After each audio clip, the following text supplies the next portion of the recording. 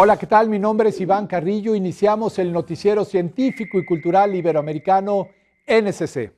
Prepárense para un recorrido por el impacto del conocimiento y la cultura en nuestras vidas, respaldado por la Asociación de Televisiones Educativas y Culturales Iberoamericanas, ATEI. Esto es lo más relevante de la ciencia y la cultura en Iberoamérica. Los avances en el diagnóstico y tratamiento del Alzheimer avanzan de manera constante, aunque, según la Organización Mundial de la Salud, aproximadamente 50 millones de personas en todo el mundo viven con esta enfermedad. De ahí la importancia de esta línea de investigación enfocada en retrasar su progresión, mejorar síntomas y hallar una cura. Un nuevo ensayo para detener el Alzheimer en personas que hereditariamente puedan padecer la enfermedad empezará este año. Solo en un 1% de los casos de Alzheimer, este viene determinado genéticamente. Sin embargo, los autores del estudio aseguran que también hará avanzar la investigación sobre la demencia. Por otro lado, la empresa estadounidense Eli Lilly busca la aprobación de la Administración de Alimentos y Medicamentos de Estados Unidos para un nuevo fármaco que retrase el deterioro cognitivo por Alzheimer hasta un 35%, el donanemab. Y en Europa, varios laboratorios investigan sobre otros tratamientos.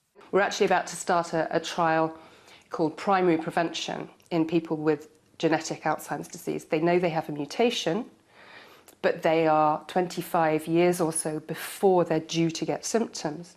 The aim is, if you can give them an anti-amyloid therapy, can you prevent the disease ever starting? And we're going to start that in the next few months, which I think is really exciting. En este punto, ningún laboratorio puede hacer milagros, ninguno promete una cura total del Alzheimer, pero sí tratamientos significativos que lo retrasen y dignifiquen la vida de los enfermos.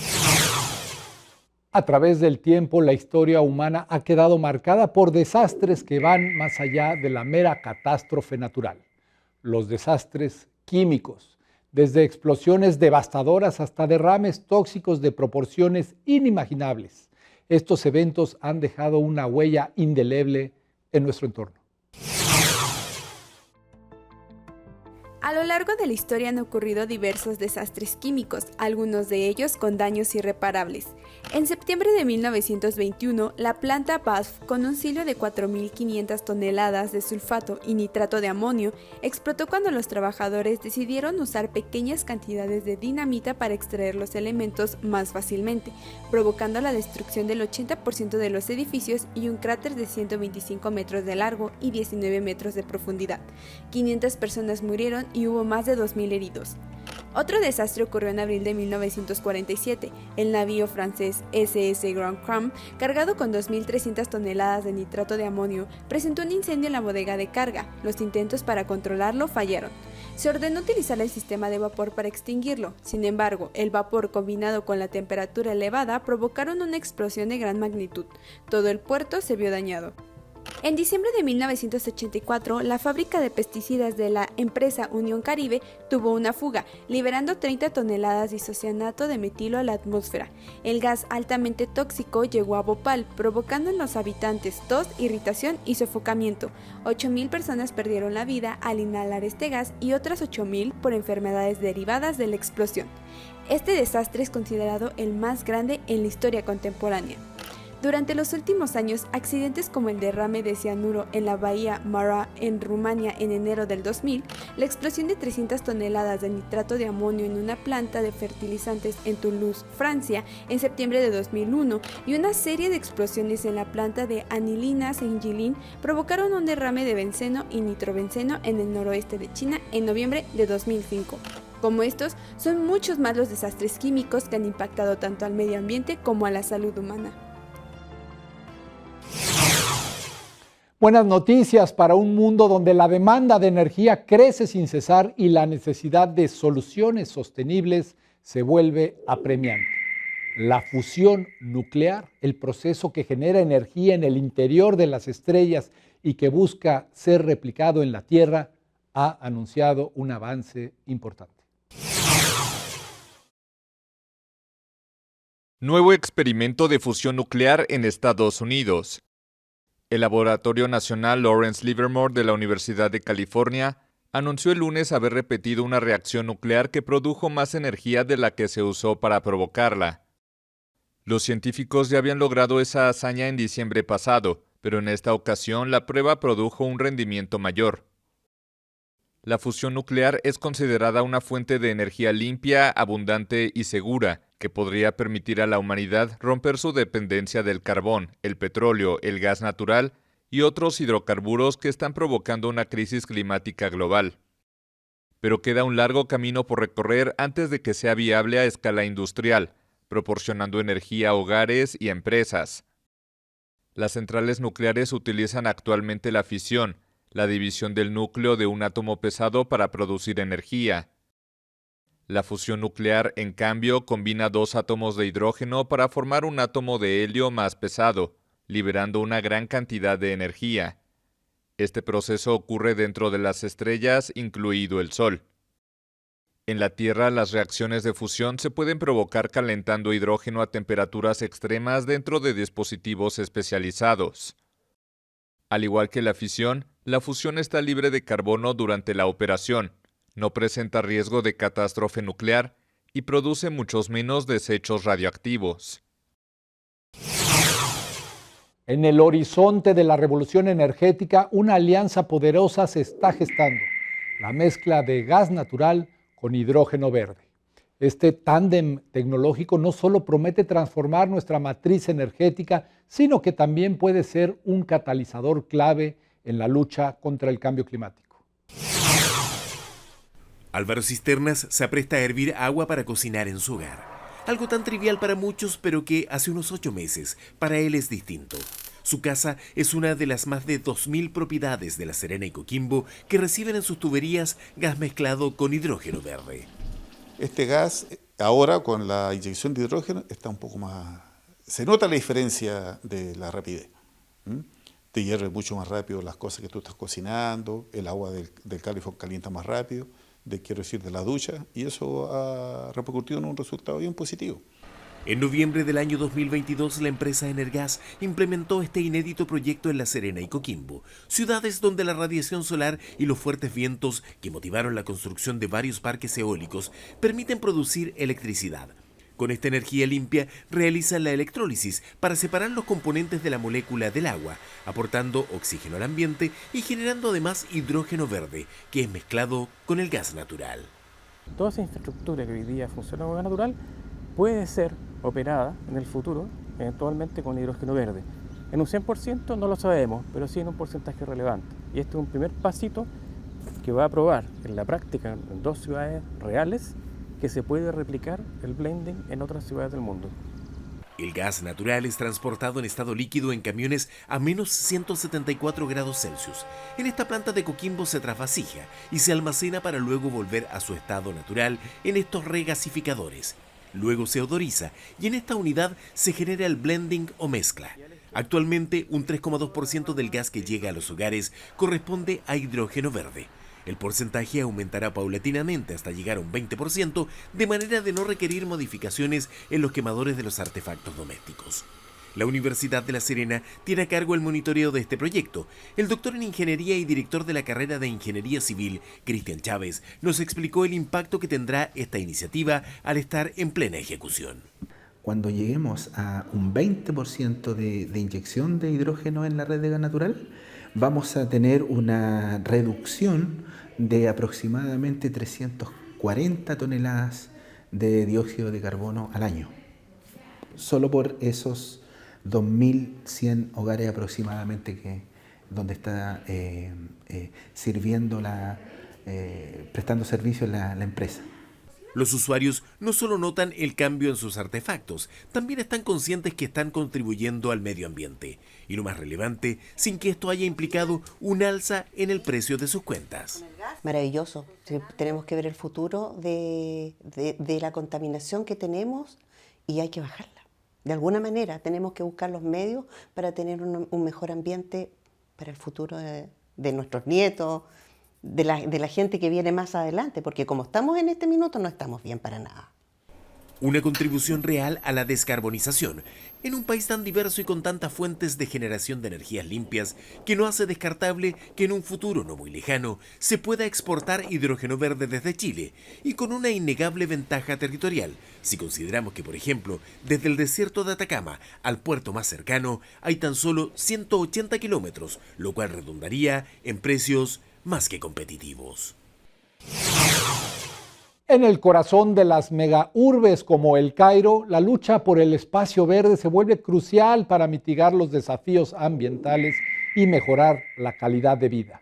No obstante, los conflictos con los espacios destinados a la movilidad de automóviles pueden provocar un impacto negativo en la vida de los ciudadanos. Es un fenómeno que en Egipto se intenta paliar de la siguiente manera. Los residentes de los barrios con más vegetación del Cairo están acostumbrados al sonido de las motosierras que el gobierno está utilizando para talar los árboles en su frenesí por la construcción, lo que ha hecho que algunos se movilicen y utilicen sus tejados para conservar el poco verde que queda en la ciudad. Hace miles de años los antiguos egipcios consideraban sagrados los árboles y las plantas, ya que la agricultura fue uno de los principales pilares de su civilización. Ahora en las redes sociales son muchas las páginas en rechazo a la masacre de árboles, tal y como califican los residentes a la tala masiva de los árboles capitalinos. Antes de que el gobierno iniciara estas talas masivas hace 2 años, Egipto contaba con tan solo 5.300 kilómetros cuadrados de áreas verdes. Las autoridades, por su parte, justifican que estas talas se realizan para ampliar las calles y construir una red vial de carreteras y puentes.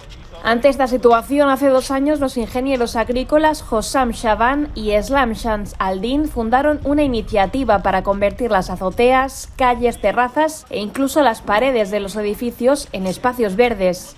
Nos explican que las plantas son imprescindibles porque filtran el aire, mejoran su calidad y dan sombra en las paredes y el techo, lo que reduce la temperatura de las habitaciones en hasta 7 grados centígrados. En Rzeszów, Polonia, los árboles han obrado un milagro. Esta ciudad se ha transformado en una de las más verdes de Europa, con millones de árboles plantados en la última década y un aumento de 12% en áreas verdes que ya hacen patente los múltiples beneficios para sus habitantes. Rzeszów es una de las ciudades más verdes y más sostenibles de Polonia. Esto se debe al diseño y a la valoración del ecosistema, cada vez más sensible al cambio climático. W naszym mieście znajduje się wiele takich miejsc zielonych, zagospodarowanych drzewami, gdzie w takie upalne dni możemy się schronić, no powiedzmy, w każdej chwili. Con un activista local decidimos hacer una prueba de temperatura, al sol y bajo los árboles.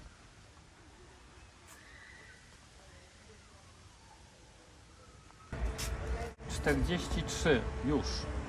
My sadzimy drzewa, miasto sadzi ich jeszcze więcej. Miasto zaczęło dbać o stare drzewa. Polityka miasta bardzo się zmieniła na pozytywną.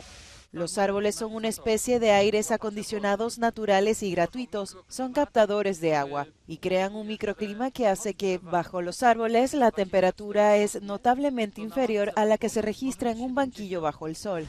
26 stopni. No to różnicy prawie 20. Cubrir la ciudad de vegetación es el resultado del trabajo conjunto del Ayuntamiento de Rzeszów y los residentes, que también entienden la necesidad de árboles en los alrededores. Zaprosiliśmy mieszkańców do wskazywania, gdzie oni widzieliby te nowe drzewa. To jest ważne, ponieważ mieszkańcy wiedzą najlepiej, gdzie potrzeba im cienia, gdzie potrzeba im tego zielonego koloru. Warto po prostu inwestować w zieleń, żeby życie było przyjaźniejsze, żeby po prostu mieszkańcy czuli komfort i zadowolenie. W tym roku kolejne 1000 drzew, ponad 1000 drzew przybędzie w Rzeszowie. Maintaining and planting trees is one of the forms of mitigating the effects of global warming and heat waves that Europe is facing. Although trees can also fall victim to climate change and resulting events, such as wildfires. Magdalena Hodownik for Euronews. Un dilema se vive en Hong Kong: la preservación de los icónicos letreros de neón que durante décadas han iluminado a la ciudad. Estos letreros, símbolos de la vida urbana, enfrentan un destino incierto debido a preocupaciones de seguridad y modernización. La siguiente iniciativa intenta crear conciencia para preservarlos. Una exhibición en Hong Kong busca destacar la importancia de los icónicos letreros neón que solían alumbrar sus calles. El grupo Tetra Neon Exchange, responsable de la muestra, se ha dedicado a resguardar estos anuncios que se están retirando de la ciudad por motivos de seguridad. Creo que son muy importantes culturalmente para muchos turistas, especialmente en la generación de mis padres. Esto es lo que quieren ver cuando vienen a Hong Kong. Son realmente especiales. Ahora con menos de ellos es menos especial. Realmente vale la pena recomendarlo. Está conservando la historia de Hong Kong. Vimos estos letreros cuando éramos jóvenes. Con el paso del tiempo, muchos de ellos desaparecen. Así que creo que este es un buen lugar para que la gente los aprecie. Pero en la zona de Kowloon, donde aún se pueden admirar algunos, un grupo de electricistas comenzó el retiro de una enorme señal del Tai Ping Kun, uno de los restaurantes más antiguos de la ciudad. Su colorido letrero, construido en 1964, era el neón más viejo que se preservaba en la ciudad. Cuando pusieron el letrero yo era todavía un niño, solo tenía unos años. Todavía recuerdo el día en que pusieron el letrero. Mi abuelo estaba aquí y yo estaba aquí presenciando la historia. Pero hoy mi hijo estará aquí para presenciar cómo retiran el letrero. Así que es algo especial para nuestra historia familiar, también para la historia de nuestro restaurante. La familia espera un permiso del gobierno para colocar un nuevo letrero, algo más pequeño. Tetra Neon Exchange confía en que la exhibición ralentice la desaparición de los neones y que genere conciencia sobre la importancia de preservarlos. ¿Se ha preguntado cuánta memoria digital puede ocupar una película análoga? La respuesta es hasta 4 terabytes. Un dato que viene a cuenta para hablar de la importancia de la preservación de la herencia cinematográfica que se lleva a cabo con estándares de calidad mundial en la siguiente iniciativa. Conservar o preservar los archivos audiovisuales. Conservar películas en sus materiales originales es un desafío para la Fundación Patrimonio Fílmico Colombiano. La digitalización es una solución para asegurar su preservación a largo plazo.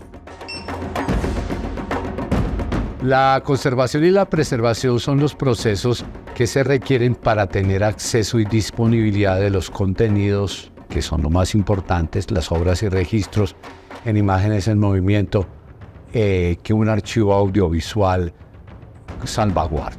La preservación se entiende entonces como la conservación de esos soportes originales, la conservación activa, es decir, una vez surtido otro de los procesos de preservación, que es la digitalización, tener disponible en archivos digitales, en repositorios y poder transmitir y dar consulta de forma inmediata, aprovechando el desarrollo que actualmente tenemos de la transmisión de datos. Acá tenemos unas bóvedas donde conservamos el material analógico, que son bioclimatizadas, una estabilidad en la humedad y la temperatura que aíslan del polvo y de la luz exactamente, porque ahí tienen un control también de la luz, los elementos para que ahí se conserven, digamos, en sus materialidades físicas. Y esos contenidos se conservan ya digitalmente en servidores y se respaldan en cintas LTO, una cinta como respaldo a los archivos que están en los servidores.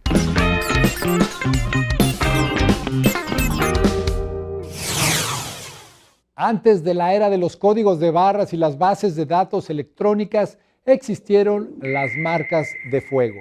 Este vestigio del pasado bibliotecario que ha cobrado relevancia para catalogar obras y enlazar instituciones bibliotecarias latinoamericanas con europeas y estadounidenses es relevante en una nueva iniciativa que comenzó en Puebla, México. La práctica de la marca de fuego se ubica durante el periodo colonial en México. Sus inicios se identifican desde la mitad del siglo XVI y perduró hasta las primeras décadas del siglo XIX. Hoy se puede consultar la identificación de un número importante de marcas gracias al trabajo de muchas instituciones que inició hace más de una década. Prácticamente empezamos solamente subiendo algunas cuantas fichas, creo que empezamos con 72 fichas de las marcas de fuego que se encontraban en nuestros repositorios. Y poco a poco pues empezamos a ver que había interés de otras instituciones de sumarse y por eso le llamamos catálogo colectivo desde un principio, pensando que se podían sumar más instituciones a esta iniciativa. Principalmente, los libros con estas marcas provienen de bibliotecas conventuales e instituciones religiosas dependientes del clero secular, pero también, en algunos casos, de archivos particulares.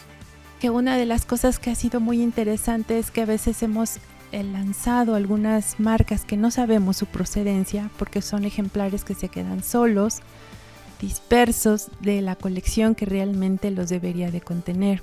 Gracias a este trabajo, muchos ejemplares han salido del anonimato y se han recatalogado y puestos en su procedencia correcta para ser estudiados.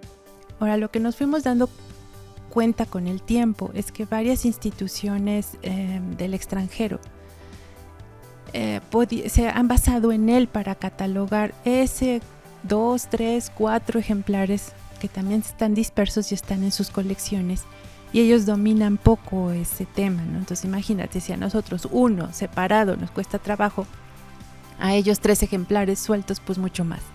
El trabajo se ha nutrido de las aportaciones de distintos fondos, algunos de pocos ejemplares, pero otros con un número importante de ellos. En algunas hemos tenido más aportaciones y hemos logrado sumar varias. Por ejemplo, la John Carter Brown, subimos más de 30 fichas distintas, pero porque es la disponibilidad distinta de cada institución. Actualmente se tiene más de 540 fichas registradas, a que se han sumado instituciones nacionales y de otros países como España, Estados Unidos y Canadá, y en un futuro se espera trabajar con marcas del Perú. Nuestro proyecto es empezar a ver aquellas marcas que son propias de, por ejemplo, Perú, que tenemos la sospecha de que hay, y Italia, porque de alguna manera alguna parte de Italia en algún momento fue parte de la corona española, y seguramente hay ahí algunos ejemplares. El catálogo cuenta con información diversa concerniente a la historia e iconografía de las instituciones o de particulares novohispanos que poseyeron una colección de libros y la identificación como propia, haciendo uso de las marcas de fuego. Para Informativo Web, Carlos Maceda. Muchas gracias por acompañarnos en el noticiero científico y cultural iberoamericano NSC. Agradecemos a los socios de ATEI que a través de sus plataformas hagan posible este noticiero, al igual que a las agencias informativas AFP, EFE, Xinhua, Euronews y Deutsche Welle. Soy Iván Carrillo, los invito a visitar nuestra página noticiasnsc.com y a utilizar nuestra aplicación. La próxima emisión, más información científica y cultural.